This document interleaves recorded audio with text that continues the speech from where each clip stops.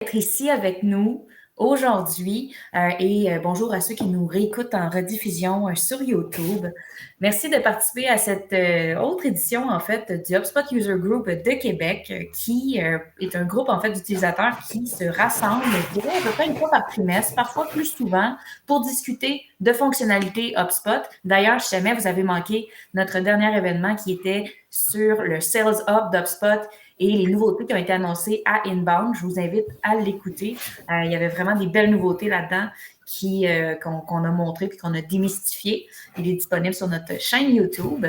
Donc, aujourd'hui, on parle de la puissance du CMS Hub d'HubSpot, qui est un hub qui est typiquement un petit peu moins connu des gens, mais qui est extrêmement puissant, particulièrement parce qu'il est connecté au CRM. Donc, c'est ce qu'on va découvrir ensemble aujourd'hui. Peut-être une petite table des matières, un ordre du jour de ce qui va se passer aujourd'hui. Donc, d'abord, on va introduire, évidemment, c'est ce qu'on fait en ce moment. En fait, on introduit l'événement. On va faire une petite démo. On va toujours mieux, on va toujours le voir pour le croire. On va regarder les fonctionnalités clés, les avantages principaux. Puis, on va avoir aussi une période de questions. Donc, je vous invite à expérimenter avec le chat juste à côté. D'ailleurs, si vous voulez nous dire quelques petits mots dans le chat, c'est exactement la place qu'on va utiliser aussi pour prendre vos questions durant le webinaire, mais aussi à la fin. On aura une période dédiée où vous pourrez nous parler de vos use cases également, si vous le souhaitez. On a aussi, juste peut-être vous dire quelques mots à notre sujet. Donc, cet événement-là aujourd'hui qui a lieu, c'est une présentation non seulement de HubSpot, donc qui nous a désigné le HubSpot User Group de Québec, mais également de Gopar, qui est une firme d'implantation HubSpot qui est basée au Québec, mais je dirais un petit peu partout au Québec. Donc, on est une équipe d'experts HubSpot. On a des gens dans l'équipe qui sont des experts de chacun des hubs. Et aujourd'hui, d'ailleurs, vous allez découvrir deux personnes de l'équipe très intéressantes. Vous allez voir qui connaissent vraiment beaucoup leur sujet. Donc, c'est Benjamin Larose-Lavallée, qui est expert HubSpot chez Guépard, et Jean-Christophe Jallier, qui est en fait aussi designer UX, développeur front-end et qui maîtrise, je dirais, tous les secrets derrière le CMS Hub et qui expérimentent beaucoup avec l'outil. Donc, c'est eux qui vont vous présenter aujourd'hui cet outil-là qu'ils utilisent au quotidien, qui est le CMS Hub d'HubSpot, puis donc la façon dont il est connecté aux autres outils. Donc, sans plus attendre, je laisse la place à mes collègues Benjamin et Jean-Christophe qui vont vous présenter cet outil-là. Merci Justine. On m'a averti qu'on entendait la plus jeune fan d'HubSpot au monde en arrière. Donc, pardonnez-la. Elle est déçue de ne pas pouvoir assister à la présentation aujourd'hui. Tout d'abord, qu'est-ce qu'un CMS? On pensait commencer par la base un peu pour ramener tout le monde au même pied d'égalité. Donc, le CMS d'HubSpot, c'est un système de gestion de contenu. Donc, ça vous permet là, aux équipes marketing et aux développeurs de publier des pages web, des articles de blog, des pages de destination pour vos campagnes en ligne. Donc, c'est vraiment un outil pour gérer le contenu web, puis de créer des expériences clients là, sur votre site web. Pourquoi c'est important pour une compagnie d'avoir un bon CMS, notamment celui d'HubSpot? C'est que ça permet d'aligner les efforts marketing-vente, de propulser votre site web aussi dans un niveau supérieur, d'en faire une machine à générer des leads. C'est vraiment ça qui va être important. Attirer plus de gens, les convertir, donc convertir plus de visiteurs en clients, c'est vraiment l'objectif qu'on devrait viser avec notre site web. Puis avoir un bon CMS va nous permettre de le faire avec plus d'efficacité et plus de facilité. Sans plus attendre, on va passer rapidement en mode démo parce qu'on s'était dit que de montrer, c'était bien plus efficace que d'en discuter. Et je vais passer la parole à mon collègue Jean-Christophe qui va vous présenter quelques fonctionnalités et modules d'HubSpot directement dans la plateforme, puis essayer de vous montrer un peu la puissance et surtout la facilité d'utilisation de la plateforme. JC, à toi. Merci. Enchanté tout le monde. Petite intro, oui, j'adore le CMS HubSpot et je vais vous montrer quelques fonctionnalités. Juste pour faire une intro, avant, je faisais beaucoup de sites dans d'autres plateformes et quand j'ai découvert HubSpot, c'est vraiment un régal. Donc, c'est un peu ça que je vais vous faire partager aujourd'hui. Donc, en fait, on va faire une petite démo, juste comment c'est facile, par exemple, pour une équipe de marketing de prendre une page parce qu'elle a déjà été lancée, puis d'en cloner une et puis de la bonifier parce qu'on veut aller vers un autre objectif sur cette page-là. Donc là, je vais vous montrer un exemple. Quand on est dans la partie, peut-être mon écran ici, quand on est dans la partie de la gestion des pages, donc ça se joue un peu ici, on a deux sections.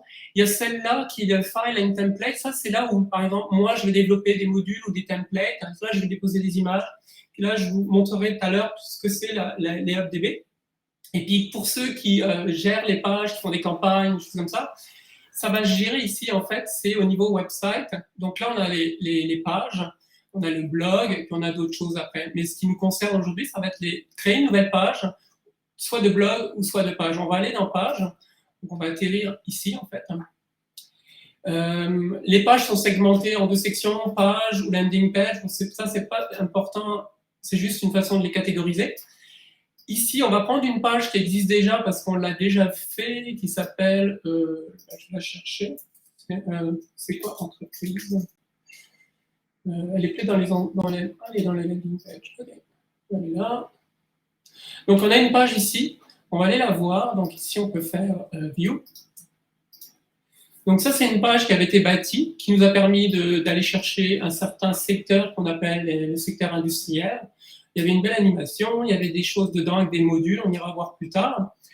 Et puis, ce qu'on veut, c'est la prendre, parce qu'on veut attaquer, par exemple, faire une campagne sur un nouveau secteur. Donc, on va la prendre, je vais vous montrer un petit peu. On prend la page, on la clone, puis là, on va dire, soit pour les entreprises, par exemple, en Startup série A. La clone. On arrive dans la page en tant que telle. Donc, ce qui est génial quand on crée une page, quand on la modifie, on est vraiment en visuel par rapport à d'autres CMS. On est dans le drag and drop. Je pourrais dire, je prends ce texte, je le mets au-dessus. Ça se fait vraiment en live. Donc, par exemple, sur cette page, moi, ce que je veux, c'est aller chercher. J'avais un module permettant une animation. Celui-là, je ne le veux pas. Puis, je vais dire, tiens, je vais ajouter un petit module. Je vais le chercher, ça ira plus vite. Donc, c'est ce pour les vidéos, c'est celui qu'on avait. Moi, je vais prendre celui pour les images. Puis là, je vais dire, tiens, je vais remplacer l'image pour le secteur. Je vais aller chercher une image, par exemple celle-là. Ici, le petit module. Donc, chaque module, Startup, on va mettre le alt texte. Ici, chaque module a des champs qu'on peut préprogrammer. Puis celui-là, par exemple, permettait de choisir une option entre ça, le masque comme ça ou le masque comme ça. Donc là, vous voyez, la photo est carrée. Donc le module permet de faire des formes, alors que la personne qui va mettre la photo, elle n'aura rien à faire. Elle n'aura pas à aller dans Photoshop, dans Canva pour gérer l'image. Ça va se faire tout seul. Ça, c'est un petit module qui peut être bien pratique pour les équipes. Donc ici, on va changer les textes. Par exemple, il y a un autre module ici. On va aller le changer. Je vais faire ça vite. Donc là, on voit qu'on peut aller changer le texte ici. Voilà. Ici, il y a un petit module qui permet de voir à quel hub de HubSpot ça s'applique. Peut-être que Benjamin, on en parlera un petit peu après. Mais là, je vais dire, par exemple, que opération, je n'ai pas besoin, les e-commerce, j'en ai pas besoin pour les startups. Donc là, on peut voir ça. Là, je vais aller changer le titre. Donc, on va aller changer le titre. Comme ça. On va sauver. Vous voyez du code bizarre, mais c'est bon. Donc voilà. Là, on a un petit bout de texte. On va aller le changer. Je vais le copier. Tac. Voilà. Donc là, j'ai préparé mon hero. Dans la page, j'ai d'autres modules, mais je m'aperçois qu'il y a un module, par exemple, que je n'ai pas. Donc là, il y a une fonctionnalité qui est vraiment intéressante chez HubSpot. C'est par exemple, si on retourne dans notre page qui est là, puis que je m'en vais l'éditer, on voit qu'on peut aller sauver... Non, c'est pas celle-là, excusez-moi. Je vais revenir. Ouais. Ok, elle est là. Donc, on peut sauver des sections. Par exemple, dans la page de tantôt, il y a une section que je voulais avec une animation. Ce que je peux faire, c'est aller la sauver, puis la rappeler. C'est-à-dire qu'ici, j'ai dit, tiens, moi, j'aimerais bien rappeler une section que j'ai sauvée d'une autre page. Donc, vous voyez, on a toutes les sections qu'on peut sauver. Je vais lui dire, tiens, moi, je voudrais celle-là. Donc là, je vais l'insérer. Je vais sauver.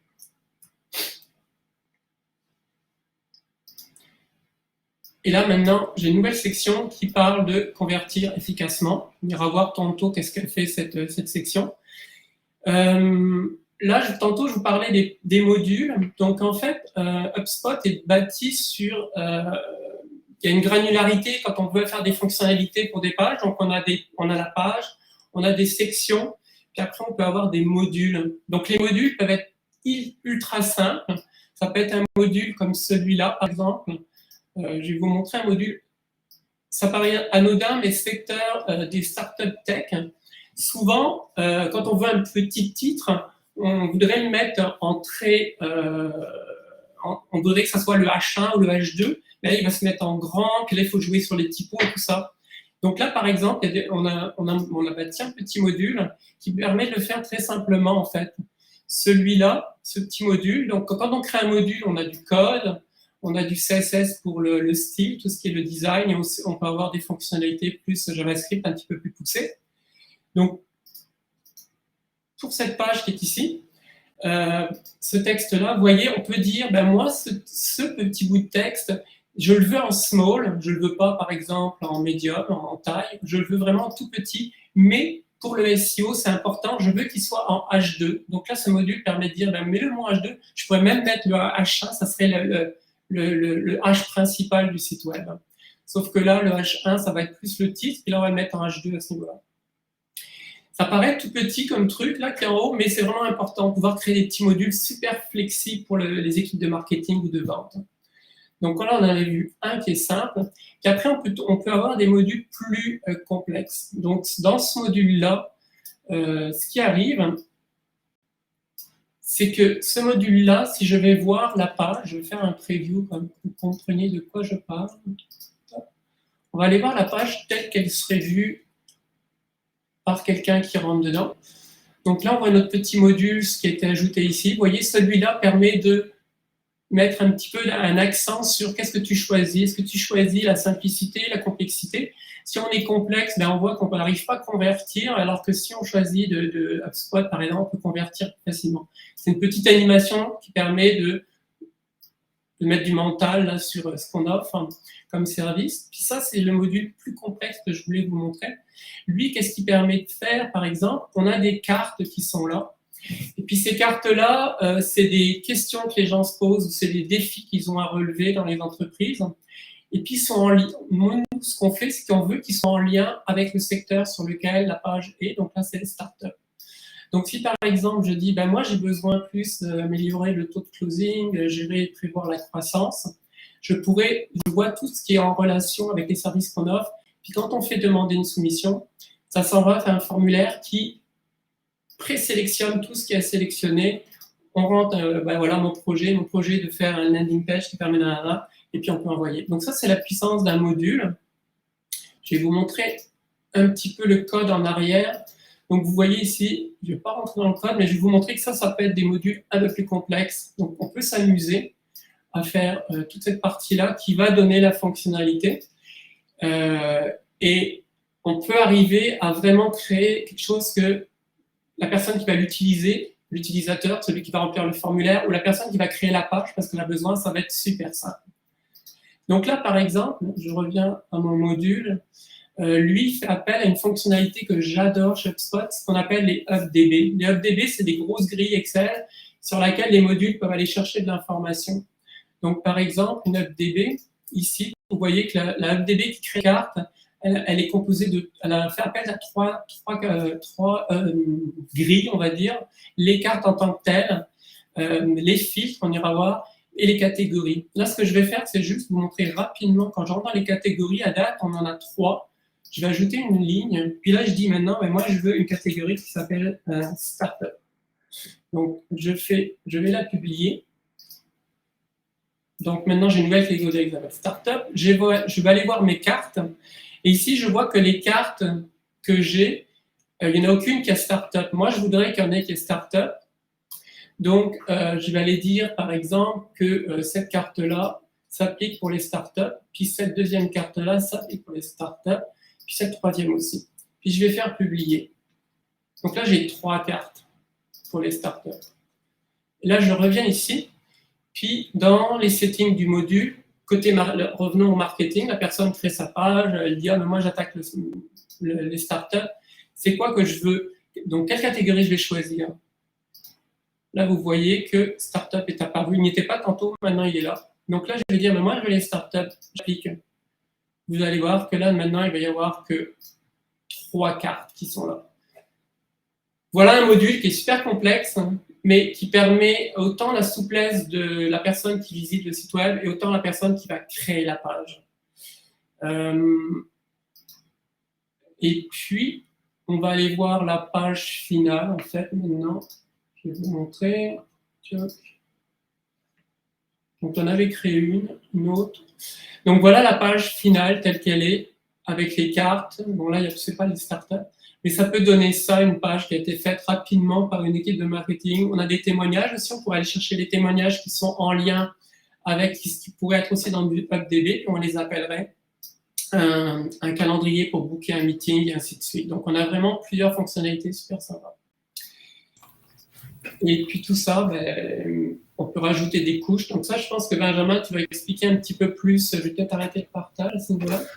Oui, super. Merci. Je sais, c'est super cool. Puis, comme vous avez pu voir, ce qui est bien avec HubSpot, c'est qu'il y a la flexibilité que les équipes marketing vont rechercher, mais aussi la puissance que les développeurs, là, comme je sais, en arrière, ils recherchent et qu'ils ont la puissance de développer tout ce qu'ils veulent, ou plutôt l'inverse. Ils sont capables de développer toutes les affaires difficiles et funky que le marketing peut bien avoir comme idée. Donc, c'est ça qui est le fun aussi. Là, c'est un élément important à regarder quand on magasine un CMS. Du point de vue marketing, moi, ce que je voulais vous montrer, je vais vous partager cette fenêtre ici. Il y a des outils vraiment puissants, super faciles à utiliser dans HubSpot qui vont vraiment plaire à plusieurs. Il y a les tests AB, le contenu intelligent personnalisable, puis aussi des outils d'SEO. Tout ça intégré à même HubSpot. Donc, si je vais dans la page, je vais aller dans la page manufacturière originale que JC a clonée. Ce qui est intéressant, comme je vous disais, avec les outils de SEO en premier, il y a des outils SEO intégrés directement dans HubSpot qui vont pouvoir venir remplacer là, des outils pour lesquels vous payez en plus à l'externe. Donc, directement dans votre page, ils vont vous donner des conseils, quoi améliorer. Comme ici, vous voyez, ils disent que la métadescription ne contient pas le thème que j'ai donné tout à l'heure à ma page. Vraiment intéressant pour améliorer notre présence en ligne, aider les équipes marketing. Puis comme c'est tout intégré à la même place, on ne sort pas de notre plateforme. Ça, c'est la petite fonctionnalité SEO intéressante qui va pouvoir venir remplacer vos Yoast de ce monde. Ensuite, une fonctionnalité qui est vraiment intéressante, ce qu'on appelle les Smart Rules ou les contenus intelligents. Les Smart Rules nous permettent de venir personnaliser le contenu de notre page en fonction de l'utilisateur qui la regarde. Que ce soit en fonction d'une liste dans laquelle il est, donc tous les clients que vous avez, que ce soit en fonction d'une liste qui contient, par exemple, des clients qui sont à haut potentiel pour vous, que ce soit en fonction du pays aussi. Donc, on peut faire des pages, au lieu d'avoir plusieurs pages créées, on pourrait en avoir une seule qui va venir s'adapter à la localisation de la personne. Fait que je crée une version pour le Canada. Fait que là, je pourrais venir au Canada. Puis là, dans ma page web, si la personne est au Canada, elle va voir ce contenu-là. Puis si elle est ailleurs dans le monde, elle va voir ma version défaut. Fait que là, j'ai juste modifié un titre, mais ça pourrait être le bouton, ça pourrait être l'offre même de la page, le pourcentage de rabais, le prix qu'on montre. Ça pourrait être bien des choses personnalisées en fonction de la personne qui regarde la page. Donc, encore une fois, votre imagination est la limite de cette fonctionnalité-là, qui est vraiment puissante dans HubSpot. Une autre fonctionnalité là, qui est un peu semblable à celle-là, c'est de faire des tests. Donc, un test AB. Un test AB consiste à tester 2 versions de la même page à un pourcentage de votre trafic sur votre site web pour déterminer la version qui fonctionne le mieux. Je fais un test AB qui va présenter à 50% de ma page. Donc, j'ai ma page A, puis j'ai ma page B. Je crée la variation. Et là, dans ma version B, j'aimerais ça savoir si les gens sont pas intéressés par une consultation gratuite, mais aimeraient plus avoir une démo, par exemple. Je pourrais venir changer mon texte, changer mon bouton, puis voir quelle version convertit le plus de gens. Puis ensuite de ça, si je sauvegarde, publie ça, à la fin, ce que ça vous permet, donc le test va rouler, puis vous allez venir sélectionner un gagnant, puis le gagnant sera la page qui va être mise en ligne. Donc là, vous voyez, j'ai mon test, j'ai mes 2 tests qui roulent. Je choisis une version comme la gagnante, puis c'est celle-là qui va être présentée dorénavant sur mon site web. Fait qu'une fonctionnalité pour tester que ce soit du design, que ce soit du contenu, encore une fois, des offres, voir qu'est-ce qui attire le plus de gens. Fait qu'une belle fonctionnalité encore là, intégrée dans HubSpot de A/B test qui va plaire aux équipes marketing. Vraiment intéressante. Laissez-moi revenir ici.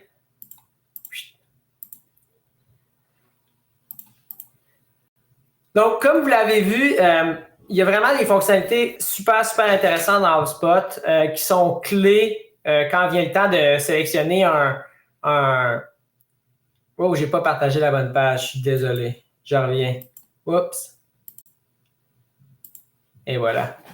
Donc, il y a des fonctionnalités qui sont clés quand vient le temps de choisir notre CMS. Des outils d'optimisation de référencement qui vont venir vraiment améliorer votre présence en ligne. Donc, l'objectif là, de toutes ces fonctionnalités-là devrait toujours, ce que vous devriez toujours avoir en tête, c'est attirer plus de gens, puis quand ils viennent sur votre site web, en convertir la plus grande partie. Donc, optimisation du SEO, vous allez en attirer plus. Les outils de test A/B vont vous permettre de choisir les pages qui convertissent le plus de gens. Les modules personnalisables, là, les modules que JC a montrés, vont venir vous aider à créer des pages encore plus personnalisées. Donc, encore toujours avec l'idée à l'arrière de la tête de convertir le plus de trafic possible.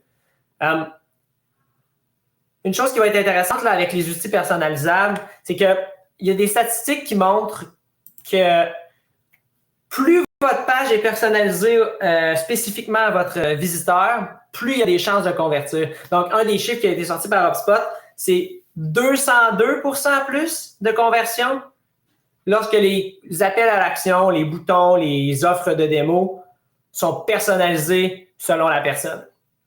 Fait on ne parle pas de personnalisation nécessairement très, très complexe. Comme vous l'avez vu, c'est simple à mettre en place, mais seulement s'adapter aux clients qui visitent, à ses réalités, va vous aider à convertir plus de trafic.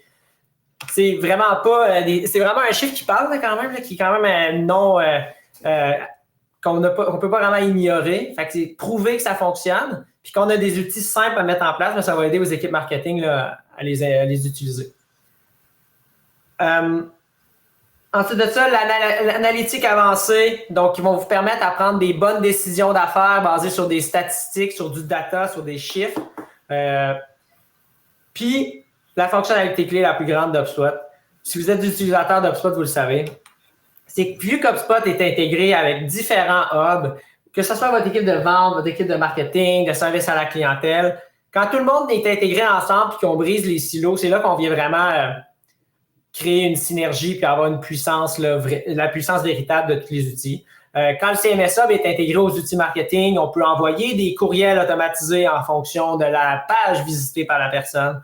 On vient gagner encore une fois une puissance vraiment là, lorsque tout est intégré ensemble. Là, c'est vraiment là que la puissance d'HubSpot réside. En terminant, là, je suis un peu conscient du temps. En terminant, les questions qu'on doit vraiment se poser lorsqu'on choisit un CMS, puis je pense que ça va bien résumer ce qu'on a dit aujourd'hui, puis ce que JC vous a montré, puis ce que je vous ai montré. Il faut garder en tête bien des choses, mais les plus importantes sont vraiment la facilité d'utilisation, la capacité de personnalisation du contenu. Et si vous utilisez d'autres CMS, vous allez le comprendre, il y a aussi la portion sécurité informatique puis la portion maintenance. Beaucoup d'autres systèmes utilisent des plugins externes que vous devez maintenir à jour. Vous devez maintenir à jour votre CMS même. Puis ça crée des failles de sécurité importantes. Ce qui vient avec HubSpot, c'est que le tout est maintenu par HubSpot eux-mêmes. De votre côté, vous avez juste à maintenir le contenu de votre site web. Vous n'avez pas à vous casser la tête avec ça. Et aussi, toute la plateforme, la portion hébergement de votre site web est au sein même de la plateforme. Fait, encore un plus, on élimine le nombre de plateformes et de choses tierces qu'il faut maintenir à jour, qu'il faut gérer, qu'il faut payer pour. On met tout ça au sein d'une seule et même plateforme.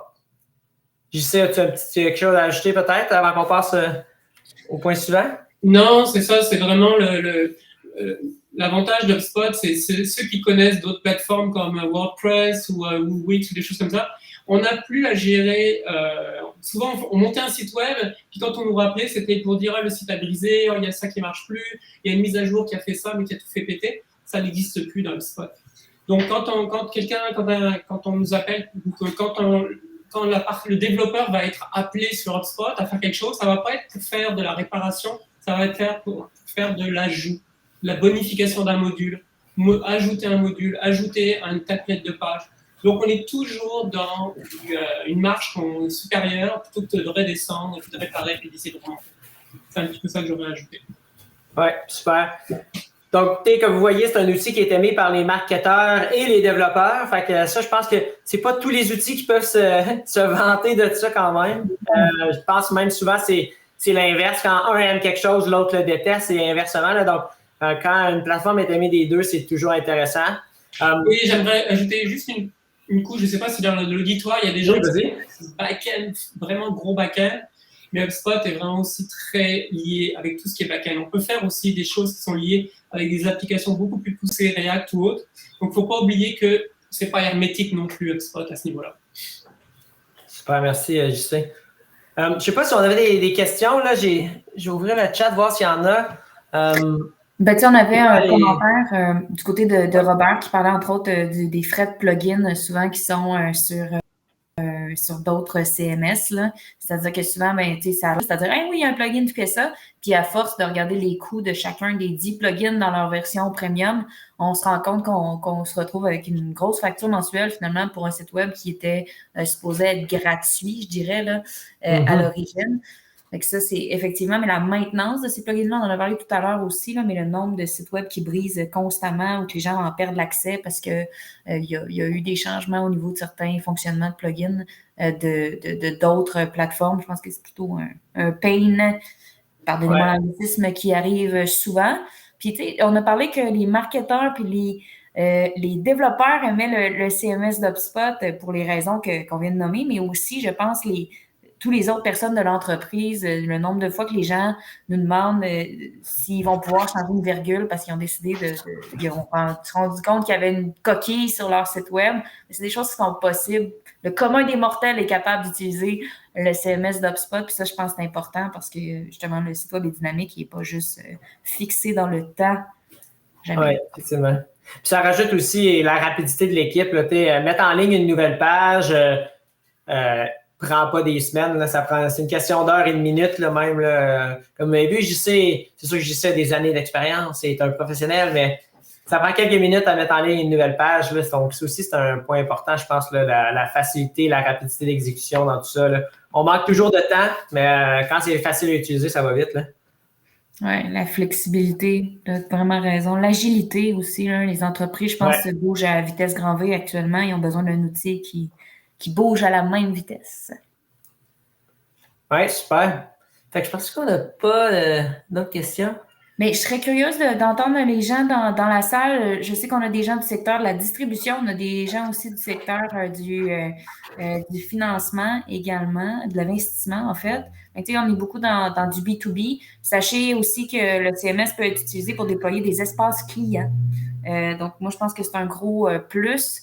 C'est ce qu'on voit, nous, on voit beaucoup, de plus en plus dans ce secteur-là, des gens qui souhaitent avoir une expérience en ligne qui est disponible à tous les visiteurs, les prospects, mais aussi une expérience en ligne qui est liée à leur clientèle actuelle pour pouvoir voir les factures, les commandes, ce genre de choses-là. Mais le CMS d'HubSpot est suffisamment robuste pour pouvoir déployer ce genre d'espace privé-là aussi. Je trouve ça intéressant de vous le mentionner. Votre site web ne devrait pas juste être pour les gens qui ne vous connaissent pas, ça devrait être aussi pour les gens qui vous connaissent.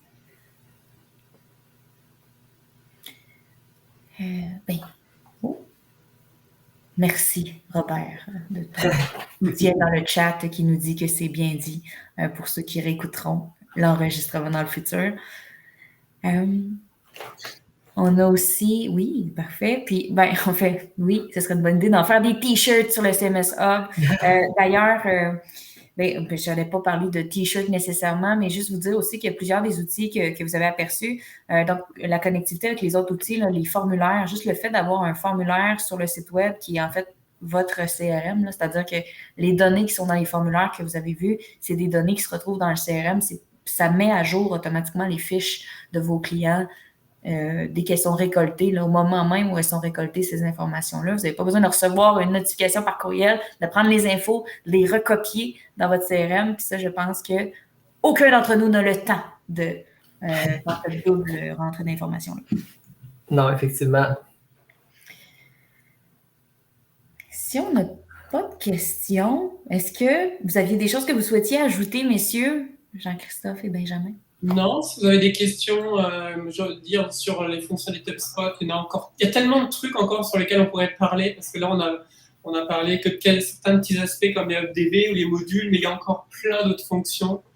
Je pourrais peut-être en parler une, c'est on peut créer des pages qui sont en lien aussi avec des HubDB, c'est-à-dire qu'on peut monter une HubDB, chaque row va représenter une page, et puis là, on peut faire 200 pages automatiquement, d'un seul coup, en bâtissant une grosse grille. Ça, c'est aussi un énorme outil qui est super puissant. Il y en a plein d'autres, mais si vous avez des questions, n'hésitez pas. J'ai peut-être une chose à ajouter aussi avec Marie-Claude, notre très chère responsable de l'expérience client. Elle a une excellente idée et je me commets là-dessus pour tous ceux d'entre vous qui assistez à ce webinaire-là, que ce soit en ce moment ou durant sa rediffusion. Donc, on va offrir un 15% sur notre tarif horaire habituel si jamais vous souhaitez bâtir votre site web sur le CMS d'HubSpot avec nous. Donc, c'est une promotion qui est exclusive aux gens qui sont dans la salle en ce moment. C'est un coup de tête qu'on a eu à l'instant. Donc, profitez-en. Oui, je pense.